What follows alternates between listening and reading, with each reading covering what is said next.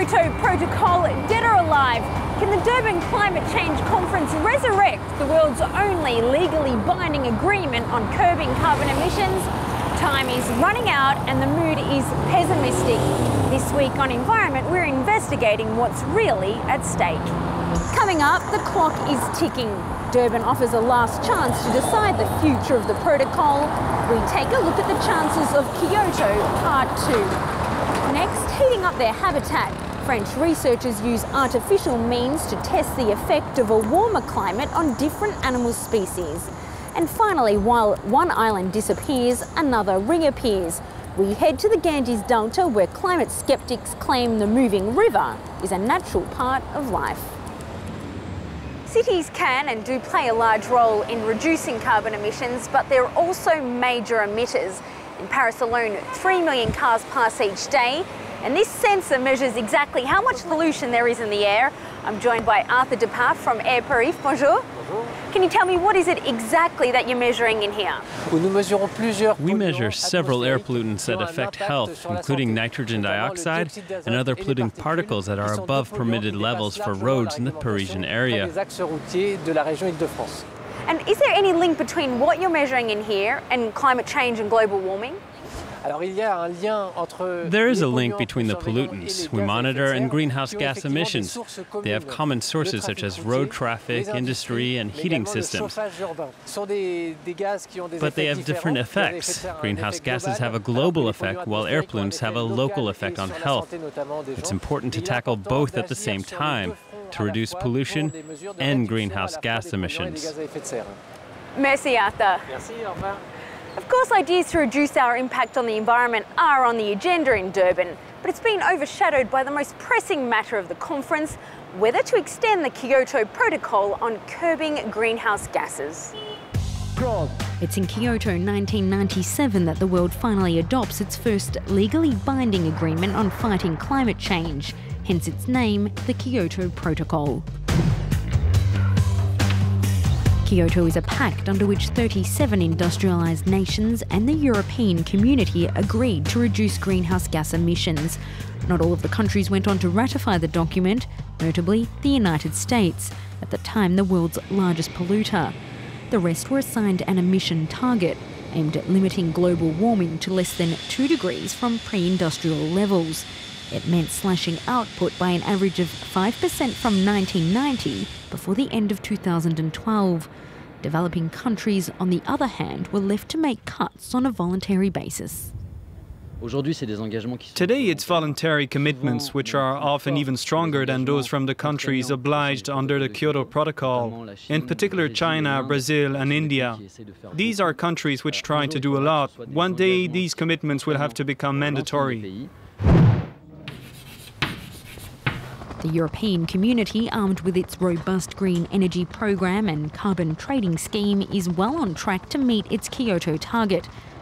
At the other end of the scale, Canada, which has already conceded it will fail, its lucrative oil from tar sands industry contributing heavily to its greenhouse gas output. We are very far from the objectives necessary to reduce greenhouse gas output and stabilize the climate. At the same time, these objectives are very difficult.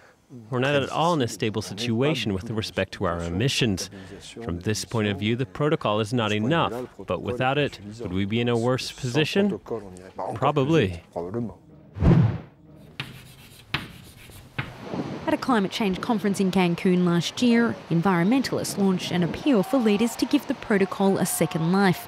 But while there's been much talk of Kyoto Part 2, very few governments are open to the idea. The conference in Durban will unite all those against it. There will be opposition to binding targets from emerging countries like China and India. The United States, Japan, Australia and Canada are also opposed. Europe is all alone. Basically, failure seems guaranteed, unfortunately. Many of the leading negotiators have also entered the talks with pessimism, fearing Kyoto is a protocol bound to become an artefact of history.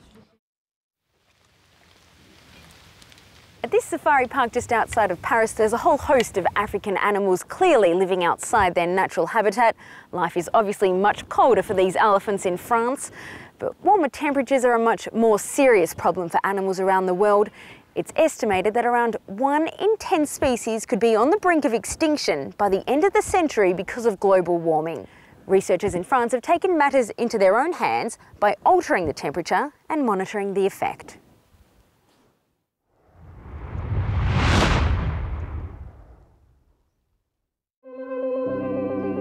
A strange sight in the middle of the French countryside.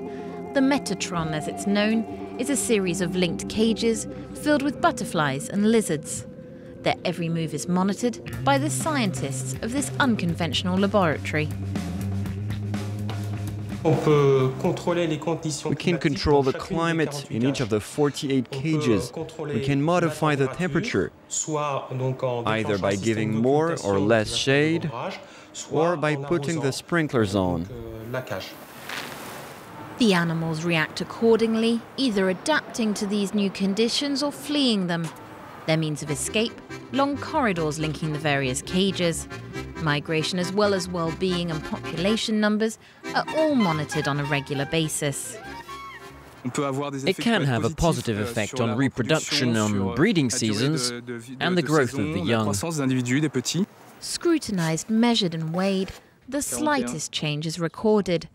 As cold-blooded creatures, lizards are more sensitive to temperature change, and researchers hope to learn from them the long-term consequences of global warming on the world's fauna. We believe it will have a positive effect for individuals, but a negative impact for the species as a whole. Including extinction? Yes, for some species. In here, they're migrating, and fast. 10 centimetres an hour towards colder climes. That's 2 to 3 times faster than scientists predicted 10 years ago. It's especially the young that will disperse, leave their homes, heading to new lands. The findings of this experiment are worrying. Further proof, if needed, that the heating up of our planet will have alarming consequences.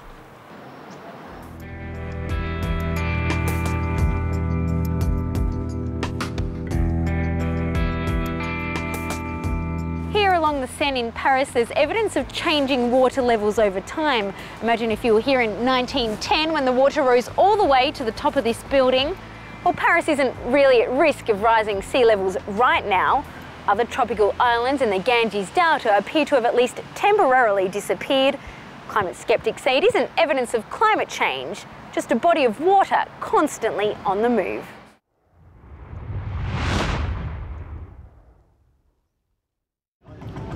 This is the story of a small island in the Ganges Delta and how it rose and disappeared to international fame.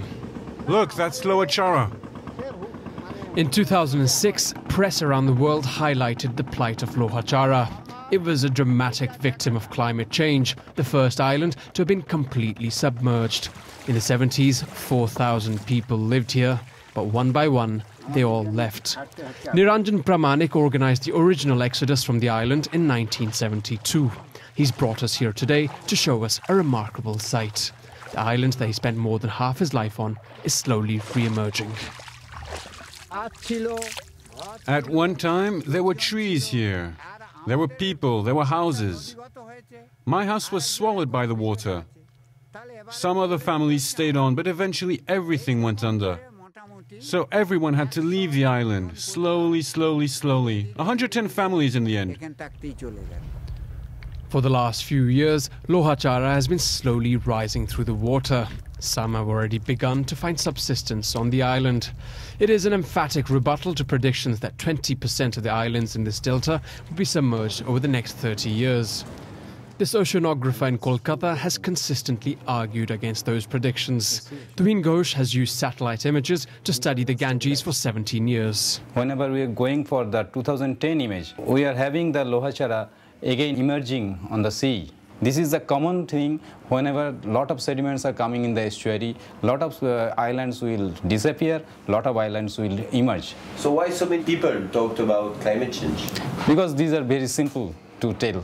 Because there is no study in the river hydrodynamic condition. So this is very simple and very catchy to the media also. A position that's difficult to confirm within the scientific community, but one that's backed up by the refugees of Lower Chara.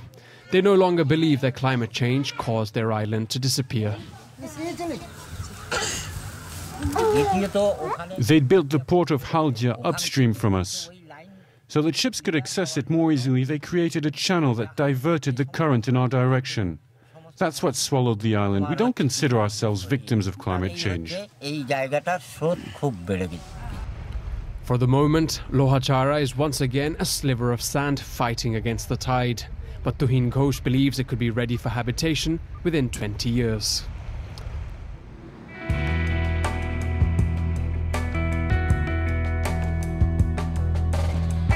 That brings us to the end of this week's show. Thanks for joining us, and we'll keep you updated on the Durban conference as the major events unfold.